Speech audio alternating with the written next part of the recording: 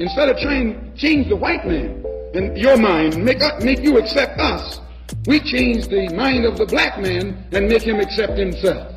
And as soon as he accepts himself, he'll solve his own problem. He won't be trying to force himself into your factory and into your bedroom and into your kitchen. With no education, you have neo-colonialism instead of colonialism, like you got in Africa 9, like you got in Haiti. So what we're talking about is there has to be an educational program. That's very important. As a matter of fact, it's so important for us that a person has to go through 6 weeks of our political education before he can consider himself a member of the party, able to even run down ideology for the party. Why? Because if they don't have the education, then they're nowhere. You dig what I'm saying? They're nowhere because they don't even know why they're doing what they're doing. You might get people caught up in the emotionalist movement. You understand me? You might get them caught up in because they're poor and they want something. And then if they're not educated, they want more. And before you know it, they'll be capitalist. And before you know it, we have Negro imperialism.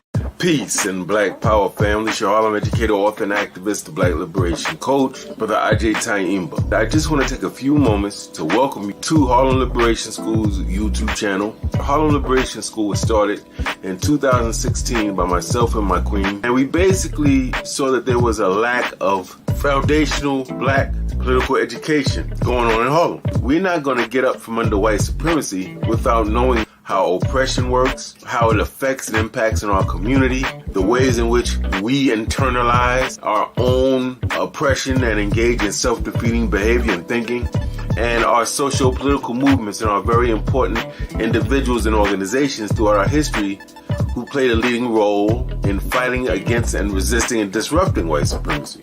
So Harlem Liberation School was founded as a black political education center for adults. Because education is not just relegated to children. Adults need education. It's those of us adults who maybe when we were kids did not get that foundational Africana studies, black political education, things we need to know to be free and to fight effectively for our liberation. And so that's what we're here to do. We hope that you will come through, check us out, look at our videos, like them, comment on them, and share them. Peace and Black Power.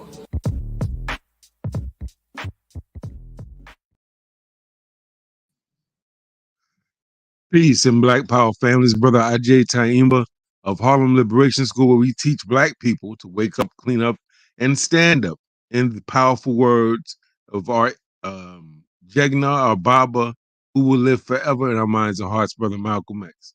Well, family, we have a few things going on at Harlem Liberation School. Of course, we're doing our regular sort of political education piece that we think is foundational information for all of us who want to fight on behalf of our people to advance and protect us, to build a nation for black people. We're not just here talking about we want more jobs, we want better clothes, and better housing.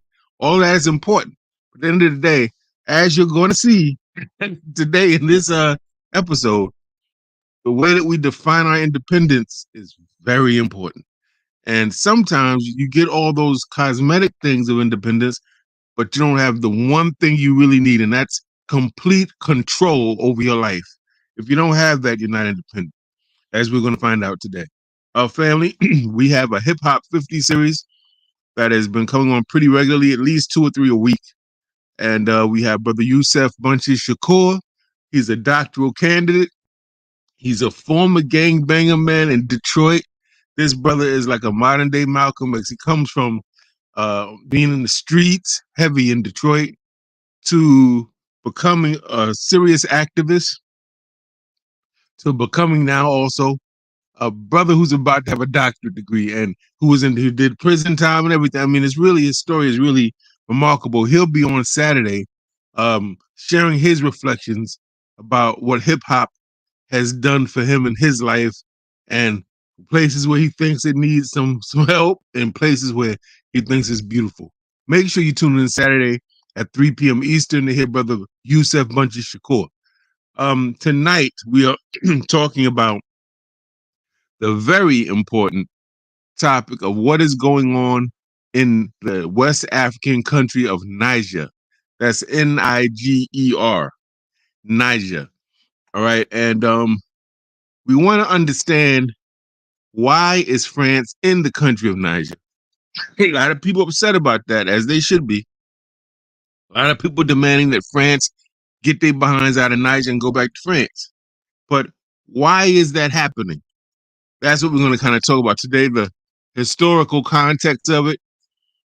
And hopefully when you finish this broadcast, you'll be thinking, wow, we need to redefine what we mean by independence.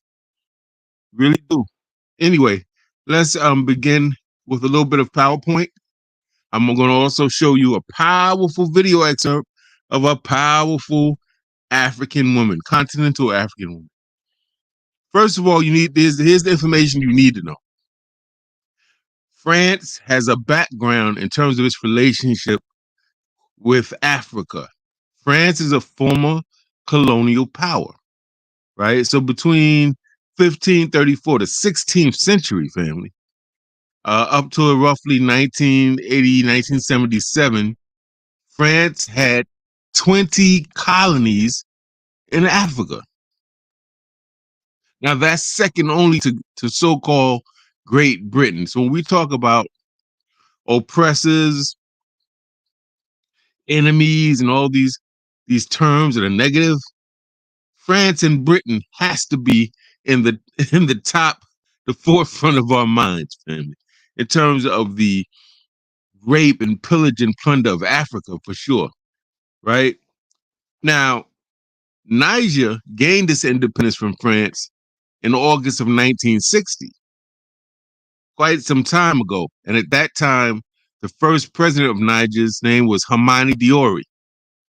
But it doesn't stop there, because you're thinking, okay, so France is independent. So why is Niger's independent? Why is France in Niger? Why is it Niger forcing them out with gunfire? Right? We're going to get to that. And the key to understanding that is neocolonialism. Now, Kwame Nkrumah, great Kwame Nkrumah, the first prime minister of modern day Ghana, wrote a whole book on neocolonialism, the last stage of imperialism.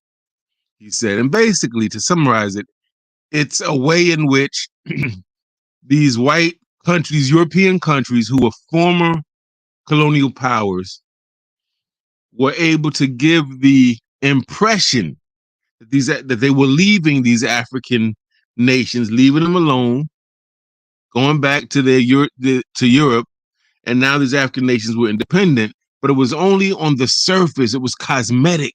And our people had better learn the difference between cosmetic change and substantial change. And we better learn it yesterday.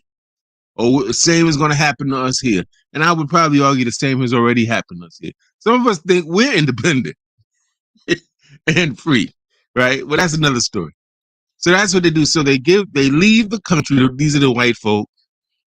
They have a big independence party. They come to the white former king, queen, whoever comes to the African nations party. They read some formal decrees and they exchange flags and all this. And the Africans are celebrating, and you get the impression, oh, wow, Africa's free. But it's only symbolic. Neocolonialism is the way that European nations are able to maintain control over African countries, even though they supposedly part of the African independence movement and won their freedom. Right? So if you look at the bullet points, the African independence movement, which we're talking about the late 40s to 1975, roughly, basically was a formal movement which eliminated not just French colonies, but all European colonies got kicked out. The French, the British, everybody, right? But the way that the French practiced neocolonialism or maintained control in Africa was through a document, an agreement. Now, we had a video we put out maybe yesterday that went into it.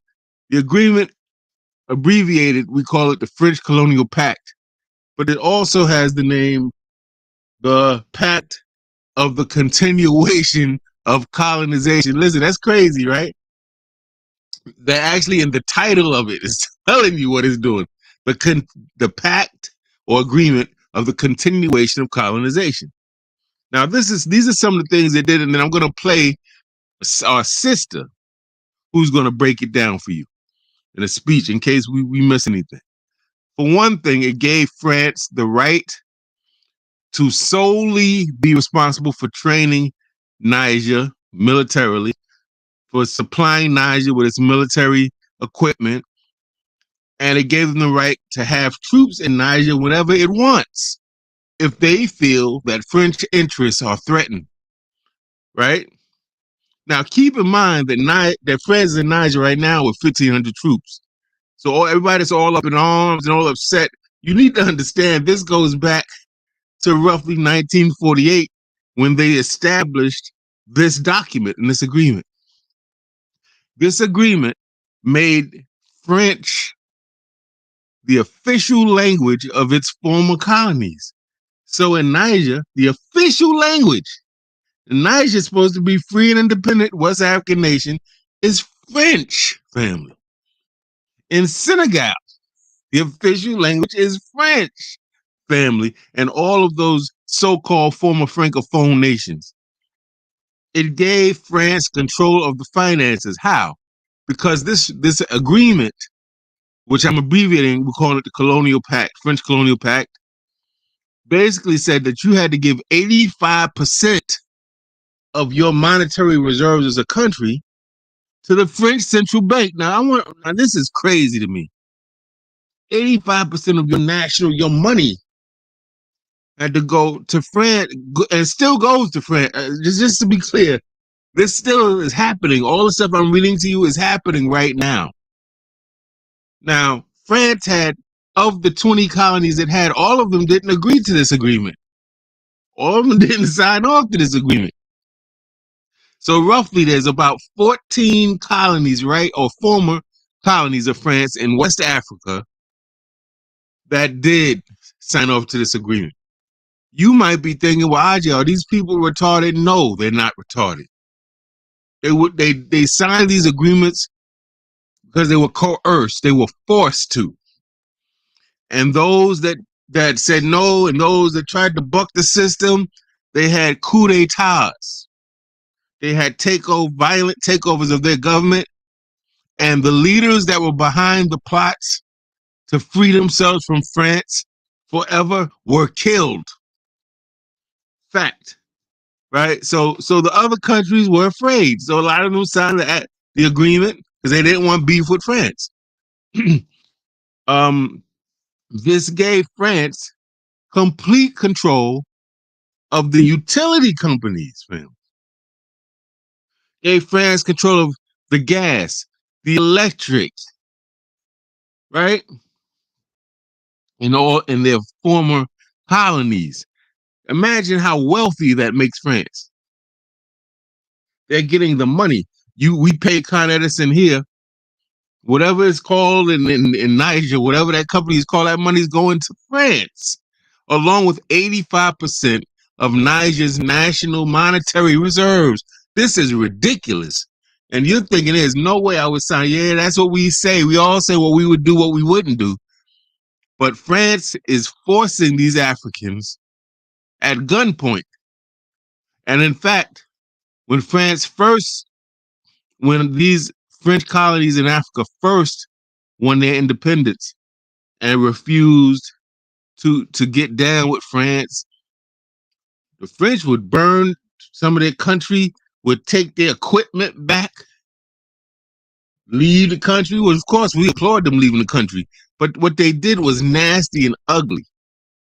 Oh, they also made part of this pact, forced these former French colonies in Africa to pay for, this is crazy, their colonization.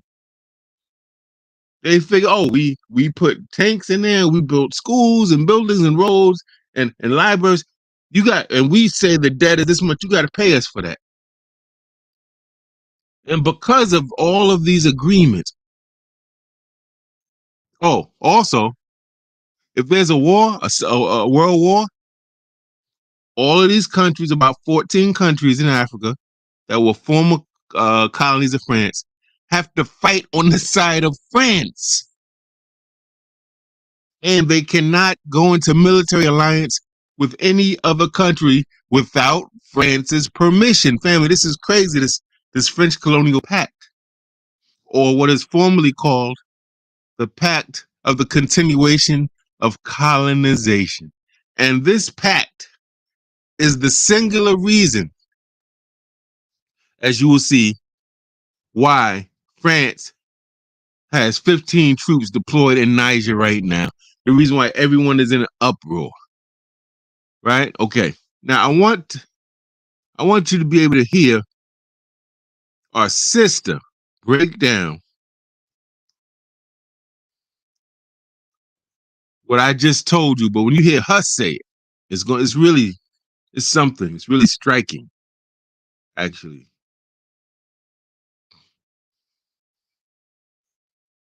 14 of those countries, they said, in order for you to get your independence from us, you must sign this document. You thought they could have found a better name for the document. The document was called the Pact for the Continuation. I repeat, the Pact for the Continuation of Colonization. We are talking about giving you independence, but sign this pact for the continuation of colonization in a different format. And I'm going to highlight some of those issues that they said you must agree to if you are going to be independent. Hello. Maybe we need to redefine the meaning of independence for the French.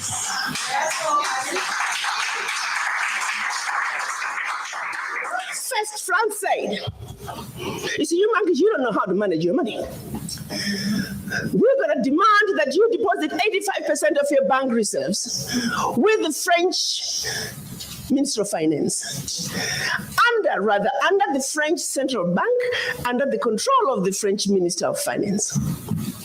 France is then going to take your 85% bank deposits from each and every one of you.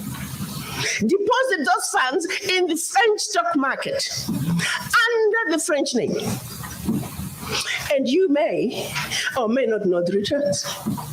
Today, as we speak, the latest figures are saying for every 14 billion that France invests in the stock market from Africa, they are realizing upwards of 300 billion in return.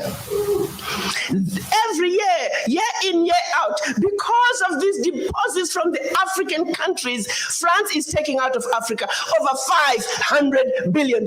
Now figure it out. For every 14 billion, the returns on the investment are over 300 billion, and they are taking over 500 billion. So in actuality, France is taking out of Africa trillions of dollars year in and year out from us poor people, Africans. Back to the pact. So should you want to access some of your money that you have deposited with France, you have to submit your country's financial returns. And if approved, you get to get it as a loan. You can only access up to 20% of your money year in, year out as a loan at commercial interest rates. Your own money. As if that was not enough. They said all your minerals discovered, yet to be discovered, all your oil discovered, yet to be discovered. France and French companies have the first right of refusal. If there's anything left over that the French companies do not want, your people might have. To this day. They said you will only use the currency that we created for you because you're special Africans. We call it the CFA. There was the Central African CFA and the Western African CFA, same animal. And that France is the only one that can print it for you. 1958. Fast forward. They're still printing it for us. And if you start misbehaving, they just stop printing your money, and your country's in trouble. They also said your language of instruction shall be French, whether you like it or not. That France will have military presence in your country. that your military can only be trained by France, that you can only buy military equipment from France, that you cannot have any military alliance with your neighbor, and that in the event of war, your allegiance is only to France. And furthermore, because they have military presence in your country, they can invade you without notice should they feel that the interests of France in your country are being violated. Teach, sister, teach. Speak on, sister. Fast forward, 2019, nothing has changed.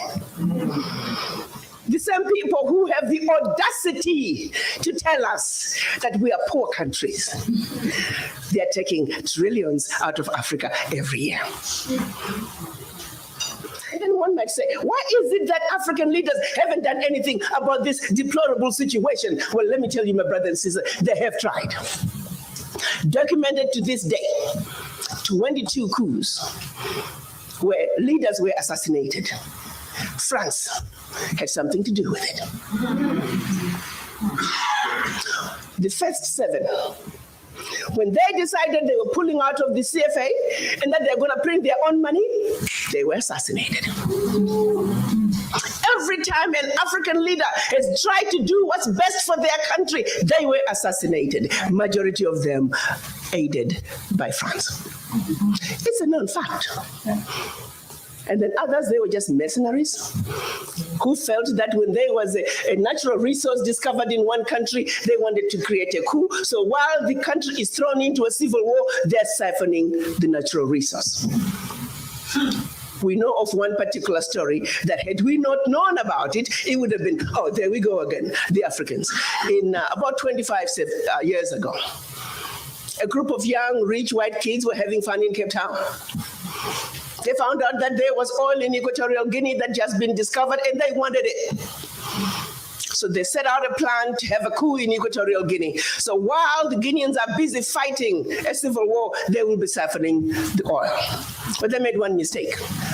There were 2 planes. One was to leave South Africa, stop in Zimbabwe, pick up more ammunition on their way to hunt in Equatorial Guinea. Another plane was taking off in the Caribbean that had this puppet diaspora who was supposed to be the next president. Mugabe wondered why such young people needed such powerful ammunition to go hunt in Equatorial Guinea. In doing his research further, he found out that this was a coup in the making. He allowed them to land in Zimbabwe. They loaded their plane, and just before takeoff, they were all arrested. The ringleader of that group was none other than the son of the former Prime Minister of the United Kingdom, Margaret Thatcher. She had to fly to Zimbabwe and paid handsomely to get her son out. The last one of those prisoners left Zimbabwe about 6-7 years ago. Had these young people succeeded, it would have been another coup. There you go, the Africans again. Such, my brothers and sisters, is the story of your Africa. They don't do coups anymore. They simply create instability. So when you hear of an instability in an African country, ask yourself, what is really going on? Because what they are telling you is really going on is just a shiny object.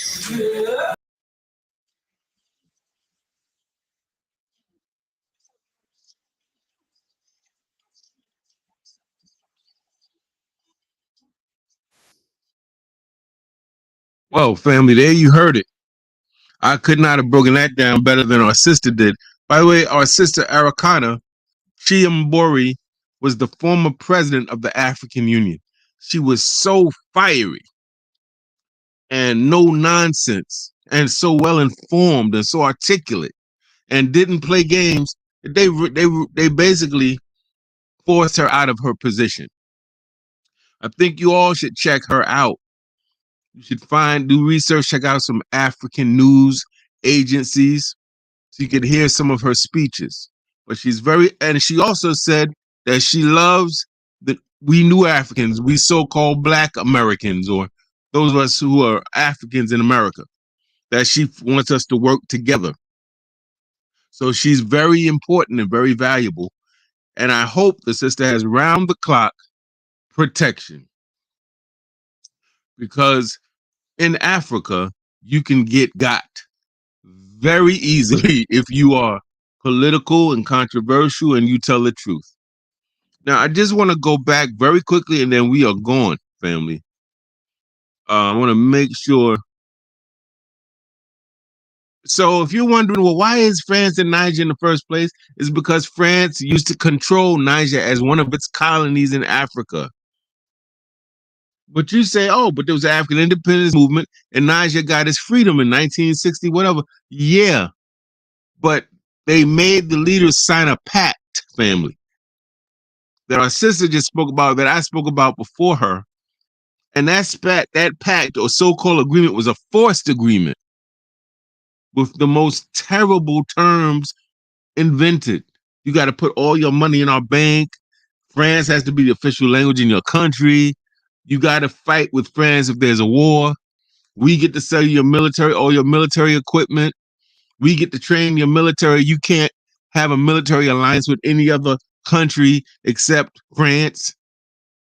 Huh? We are going to print all your money. You got to use our money. I mean, it's ridiculous. Absolutely ridiculous. But because of this pact, this is why France is in Niger. Now, if you see here the second bullet, France had already had troops in the nearby countries of Mali, which is where we get our mud cloth from.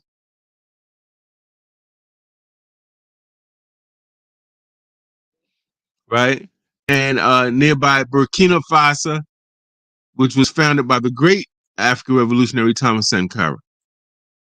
They were there since 2001, but they then deployed those troops to Niger because those two countries had coup d'etats, military takeovers. See, this is what she was talking about.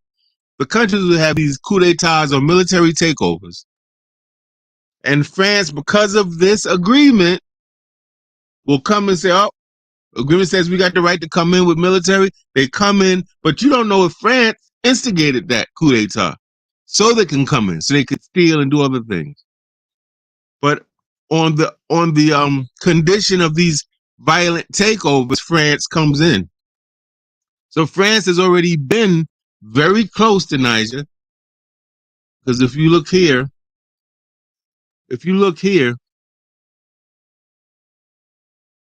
you see Mali. Niger's here. Mali is to the west of Niger. And I don't know if you can see it, but Burkina Faso is right under Mali. So they're very close together, these countries, right? So that's what we're saying. The reason that this occurred is because of this agreement. This agreement was written in late 1940s. And yet they're holding Niger and these 14 other former French colonies to those agreements. So that means they are, even though they won their independence, they got their own flags.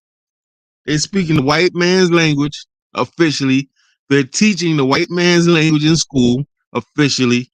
Their military, their governmental structure, and their political structure are all controlled by the former slave master, who in effect is still the slave master there. Family. And so in July, when there was a coup d'etat in Niger, right? France came and deployed their troops to Niger. 2 days ago, Mali, Burkina Faso, and Niger signed a solidarity treaty to say that if France attacks any one of our countries, we all going at them. And we want to clap it up for Burkina Faso, Mali, and Niger for thinking like that. Pan-Africanism is in the building. It is not dead. Also, France announced about 2 days ago that it would be leaving Niger by the end of the year, so in about 3 months at the latest. But the point is, so for those of you who are not really understanding, a few lessons here. We had better really understand what independence looks like. and what revolution looks like. And don't just get caught. I said this recently. Don't just get caught up in the fight. Know that after you win independence, then the harder work begins. Because now, for the next 50 to 100 to 300 years, however long your nation will be alive, you got to maintain what you fought for.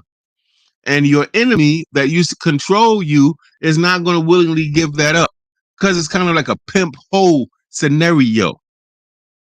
They degrade the hoes, the pimp degrades the hoe, call them names, beats them up, doesn't give them no money, pays for their apartment, their clothes, but never gives them no money, and is treacherous. But at the end of the day, the pimp needs them hoes, man, because the hoes are the ones that generate the money.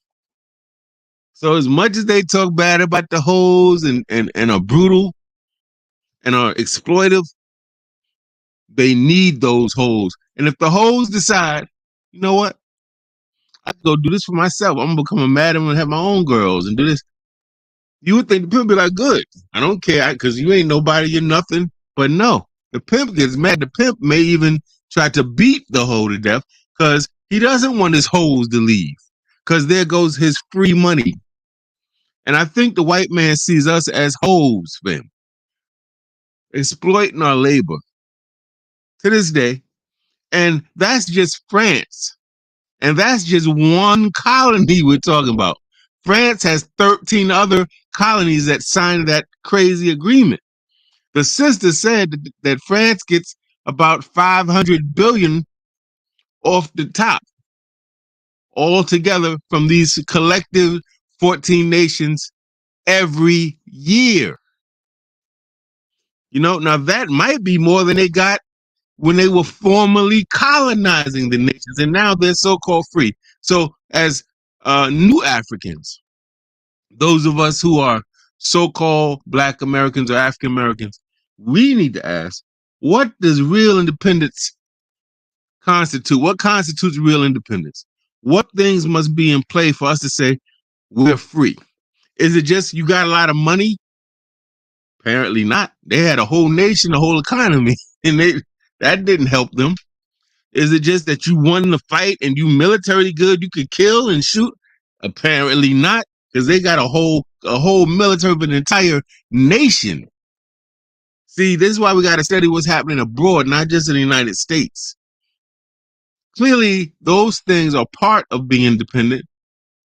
But at the end of the day, if you're not governing yourself, if you don't have complete control over your laws, your economy, the political system, your governing structure, right, and your military, you are not independent, even though you could have $500 billion in your national treasury.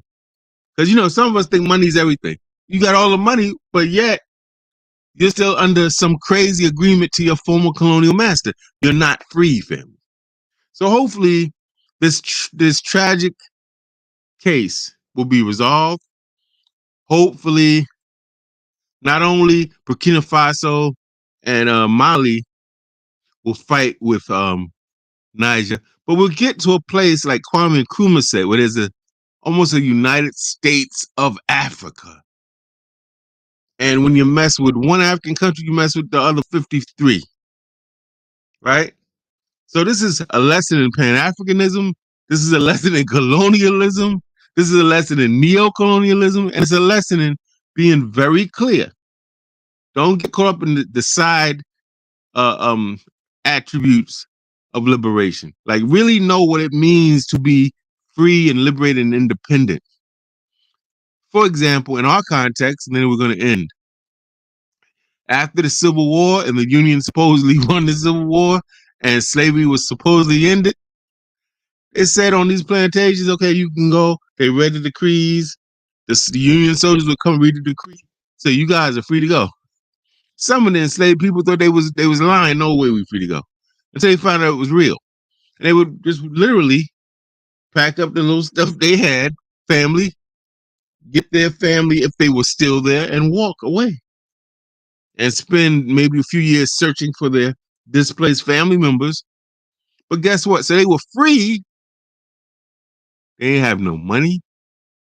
They had no land. They had no tools. They had no mules or donkeys. They had nothing that at that time would make you an empowered citizen. They had nothing. So their freedom was a sham. Now today, some of us got acres of land. Some of us could shoot and kill. Some of us got all education. Some of us got housing, all types of stuff. And so we think, because we're light years ahead of our enslaved ancestors, that, oh, well, they didn't get it right, but I'm just as smart as a white man. I'm just as rich as the white man. I'm free. And we got it wrong too. They probably were more clear on it than we are today, because they knew that at any time they could be snatched. They could still be sharecroppers and get their labor exploited. They could be thrown into prison under the 13th Amendment. They could be locked up for something as little as, do you have an ID? No? You broke the vagrancy law. You go to jail for anything. Women were still getting sexually assaulted by white men. So what we have to be clear about, family, is being real crystal clear. What things do we need to have to be independent, for real, for real? Not just the things we think. You understand? We need to know. This ain't something you speculate or you get your testosterone up. We beat them, so it's good. Yeah, they beat France and ran France out. But guess what? France has been still in Africa, strong as ever, and might be getting more money in African independence than they got in African colonization. So I hope we understand, family. That's the Queen Bee. She says, unlike whores whom willingly allow themselves to be pimped, Africans and New Africans have been trying to rid ourselves of these sorry pimps who have enslaved us, the largest human trafficking ring. That's correct in history. And I assume that whores fight, but nobody wants to be oppressed. And I just to be clear, for those who didn't catch some of this, and you're saying, well, Agyei, why would Africans sign an agreement of basically giving away all their sovereignty? I want you to know that white people historically have put us in these compromised situations. They had superior weapons, superior manpower, or whatever. They threatened people, coerced people, cut off limbs if you didn't get enough rubber in the Belgian Congo context. So our people were never stupid, family. When they did these things, it was because they were afraid that if they did not comply, their whole village would be destroyed, their whole country. But Africa has 54 countries. We got to start uniting, just like we got to do here. Got to unite and take all that man and woman power, wealth, military ability, and forge that into something so powerful that if anyone comes and try to break in our house, we bring them to their knees. Or as Biggie Smalls, our great African philosopher, said, there's going to be a lot of slow singing and flower bringing if my burger alarm starts ringing. Meaning we set a policy, you better leave us alone. If you don't leave, if you mess with us, there'll be a price to pay every time. And then we got to enforce the policy, implement the policy, operationalize the policy. And until we do that, it's going to be the same story. Somebody, I'll be dead and gone. It'll be some new brother or sister telling you a story of another African country or another black so-called neighborhood or another Black Wall Street or another. You're going to hear the story over and over and over, family. Right? So I hope that this has been helpful in a saddening and angering way. I hope that you're going away from this like, damn, this is unbelievable. We got to do something about this. Not only do we have to fight here, we got to help to liberate our continental African brothers and sisters. And we have to stop this. Well, I'm the American descendant of slaves and I'm not African. We got to cut that crap. Come on. Cut it out. Every intelligent people connects to their motherland. One of the reasons that Jews or so-called white Jews are so powerful is because whether they're historically or geographically accurate or not, they connect to this concept of Israel, right? They connect to that, man. And and they don't let go, and that gives them great power. I hope we get like that, family, and I hope we get our priorities straight and our values straight. I really do. Soon, really soon, because it's looking bad for us. We have to wake up and get some things together. Well, family, we'll see you soon. Thank you for listening. Hope you got the main points of this lesson. Peace and Black Power. We'll see you soon.